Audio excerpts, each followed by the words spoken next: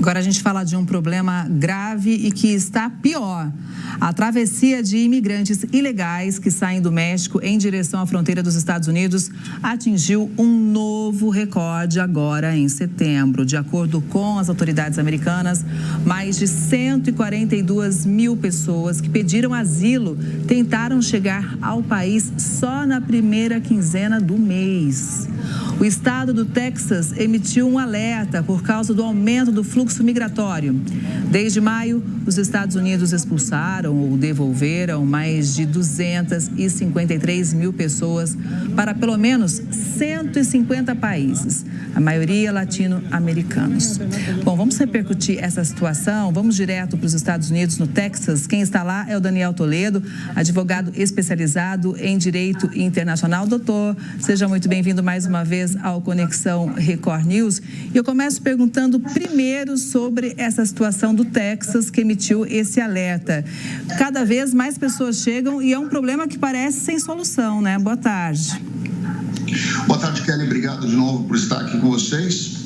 Esse é um problema muito sério. Nós temos visto aqui que, inclusive, muitos políticos, senadores, deputados, governadores de muitos estados estão pressionando bastante o presidente Biden justamente por causa dessa questão. Ele tem se colocado de uma forma extremamente flexível com relação a isso, tem demonstrado uma certa fraqueza, inclusive, na questão gerencial desse problema. Aqui no Texas nós temos um problema imenso, que é a entrada de pessoas. Só nessa terça-feira passada entraram 2.000 pessoas numa mesma caravana pela fronteira. Então isso acaba sendo realmente desesperador e muito preocupante.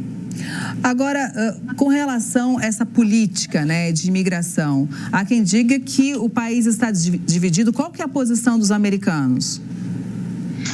A grande maioria dos americanos não concorda, né? Porque o fato de trazer uma imigração aqui para os Estados Unidos, vamos voltar um pouco antes. Os Estados Unidos é um país que foi criado por imigrantes. Ele veio, nasceu e se desenvolveu em razão de imigrantes. Então, seria uma grande hipocrisia dizer que os Estados Unidos não precisam de imigrante. Precisa, tá? Mas não da forma com que está acontecendo. E isso tem trazido uma série de problemas com a população americana, e não só com os americanos, mas também com os imigrantes que estão aqui legalmente nos Estados Unidos, que estão sentindo o impacto disso. Por exemplo, você pega um imigrante indocumentado, você não vai ver aí nessa fila ou nos lugares onde vocês veem geralmente aparecendo aí as pessoas passando numa grande quantidade, você não vai ver ali diretor de multinacional, você não vai ver ali um presidente de uma empresa. Geralmente são pessoas mais humildes. Quando essas pessoas chegam aqui, elas não têm uma qualificação profissional, elas não têm uma profissão, elas não têm uma certa expertise, e muitas vezes nem inglês elas falam. Então elas chegam aqui desesperadas por trabalho e chegam oferecendo mão de obra muito aquém do que o valor de mercado, que o salário aqui a gente tem. Então vou dar um exemplo. Uma pessoa chega aqui para fazer um trabalho de limpar uma casa, por exemplo, ou cortar uma grama num jardim. Geralmente esse trabalho é feito por, sei lá, 50, 60 dólares por um trabalho de uma hora, ou até cortar uma grama por uma hora.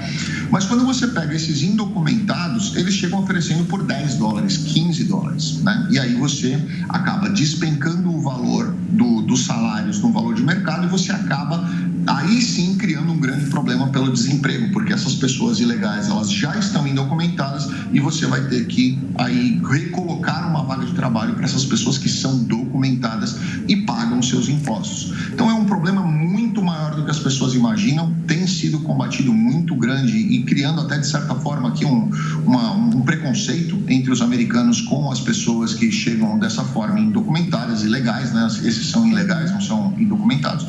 E isso vai, em algum momento, essa bomba vai estourar. E olha, a situação é caótica porque famílias inteiras se arriscam. Inclusive, olha esse caso.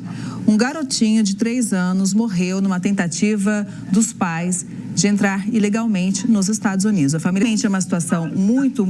Hoje, se você for olhar um valor que um coiote cobra, ele fica entre 10 mil e 30 mil dólares. Tá?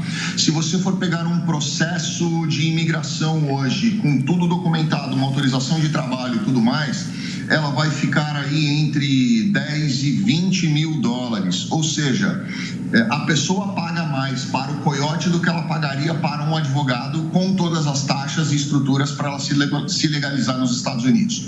Não tem realmente outra justificativa que não o que você disse aí com muita perfeição, que é a questão da desinformação. Essas pessoas, elas não querem ouvir um caminho que possa ser um pouco mais longo, porém mais barato e com certeza mais seguro para elas do que efetivamente fazer uma travessia dessa. E só lembrando aqui para você, eu quero que no ano passado, foi o ano passado, 2022, houve o caso da moça que atravessou aqui com uma filha pequena, 2 anos no colo, e o marido. E os dois morreram justamente por causa desse afogamento no Rio Grande. A coisa que precisa acontecer é conscientizar essas pessoas, principalmente as autoridades mexicanas, que essas pessoas não devem passar por ali. Até porque os tratados internacionais que falam nessa questão de asilo, eles são muito, na grande maioria deles, na verdade, para não dizer a totalidade, eu acho que só 2 não mencionam esse termo,